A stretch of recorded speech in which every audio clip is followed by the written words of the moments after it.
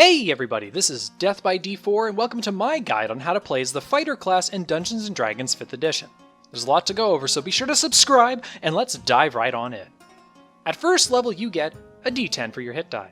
Proficiencies in light armor, medium armor, heavy armor, shields, simple weapons, martial weapons, strength saving throws, constitution saving throws, and 2 skills of your choice from acrobatics, animal handling, athletics, history, insight, intimidation, perception, and survival. You also gain a fighting style, which allows you to choose a specific bonus catered to your preferred method of combat. And you also get Second Wind, which allows you to slightly heal yourself using your bonus action once every short rest. So what does all of this mean? Well, you're pretty tanky, especially with those armor proficiencies. Heck, it's very possible for you to have 18 AC at first level, which is really nice. Likewise, your weapon proficiencies allow you to deal some pretty significant damage, be it melee or ranged. So be sure that you take this into consideration when you conceive of your character's build. Your skills are, unfortunately, not all that great, so I wouldn't stress about it all too much. As for your fighting style, this can really allow you to specialize in a particular method of combat, granting you bonuses towards whatever form that you want it to take. I won't go over all of your options here in this video, but you can pick from things like a +1 bonus to your armored AC, and a +2 bonus to all your ranged weapon attack rolls. All in all, it's quite lovely. Finally, your Second Wind can be a nice form of emergency healing whenever you need it. However, it barely scales with your level, so it's probably not going to be that good of a form of healing once you get outside your early levels. Overall, this is a really great starting level for you to have, and quite honestly, an amazing first level that you could take for almost any multi-class character. Seriously, you want your wizard to be in heavy armor? One level of this and boom, you're done. For that alone, this is probably the best first level in any class in the entire game. Like, hands down, no competition. At second level, you get Action Surge, which allows you to take an additional action on your turn, recharging after a short rest. You also gain an additional use of this feature at 17th level.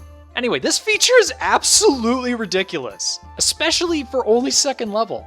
This basically allows you to double the number of attacks that you can make in a single turn, which is incredible for you.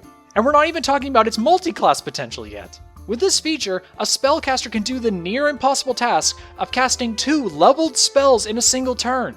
Like, wow! This is an absolutely amazing feature, and you will definitely have a lot of fun using it. At third level, you pick your fighter subclass. So far, you can pick to be an Arcane Archer, a Battle Master, a Cavalier, a Champion, an Echo Knight, an Eldritch Knight, a Purple Dragon Knight, and a Samurai, all of which offer you new features at 3rd, 7th, 10th, 15th, and 18th level. Honestly, just pick whatever speaks to your character the most. I won't go over all the features of these subclasses right now, but if you'd like me to in a future video, please just let me know down in the comments below. At 4th level, like everybody else, you get your ability score increase, which you get again at 6th, 8th, 12th, 14th, 16th, and 19th levels. On the topic of stats, I'd be sure to max out your strength score first, followed up by your dexterity and constitution score second. Beyond that, maybe put some points into wisdom for your perception if you really want to. Otherwise, I would avoid putting any points into your intelligence or your charisma scores, as they're going to be doing basically nothing for you. At 5th level, you get extra attack, which allows you to attack twice on your turn. Simple, yet highly effective. But here's where things get kind of insane. You get this feature again at 11th and 20th levels, which means that you eventually can attack up to 4 times in a single turn. Coupling this with your Action Surge, and you can attack up to 8 times in a single turn.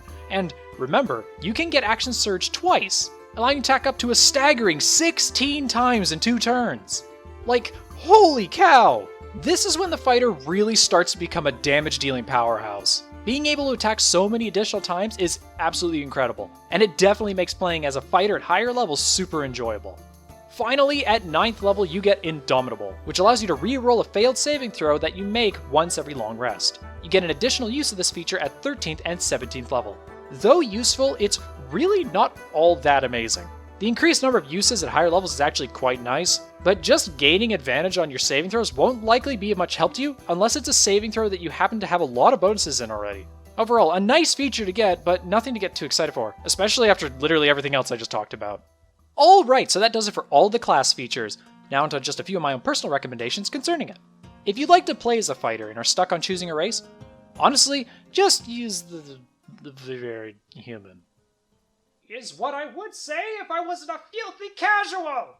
Haha, no. Instead, let's talk about something that's actually fun, like the Warforged. It gets you bonuses to your constitution score and one other ability score of your choice, advantages on saving throws against being poisoned, resistance to poison damage, removes your need to eat, drink, and breathe, grants you immunity to diseases, makes you an insomniac that never needs to actually sleep and cannot be put to sleep with magic, allows you to no longer lose consciousness whenever you're taking a long rest, grants you a +1 bonus to your AC, allows you to integrate any armor that you're proficient with into your body over the course of an hour, preventing the armor from being forcibly removed from your body while you're alive, and grants you any one skill or tool proficiency of your choice.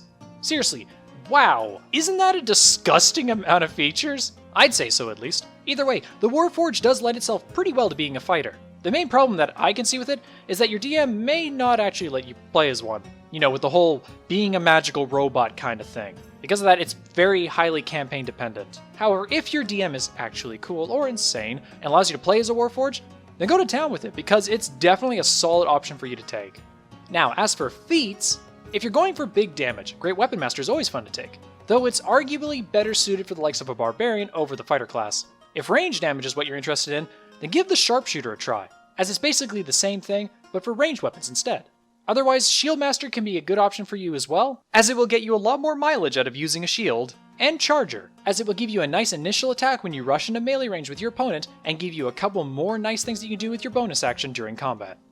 Oh, and if you really want your DM to hate you, take Polearm Master and Sentinel, as they'll basically turn you into the most unstoppable tank the game has ever seen. Seriously, being able to lock down enemies around you, whether they approach or leave your range, is just ridiculous, and it'd be kind of insane for me not to mention them.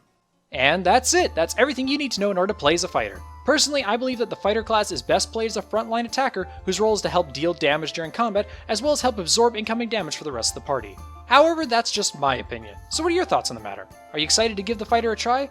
And, if you have already, what was your experience with it like? Let me know down in the comments below. If you'd like to support the channel, be sure to give this video a like and consider supporting me over on Patreon.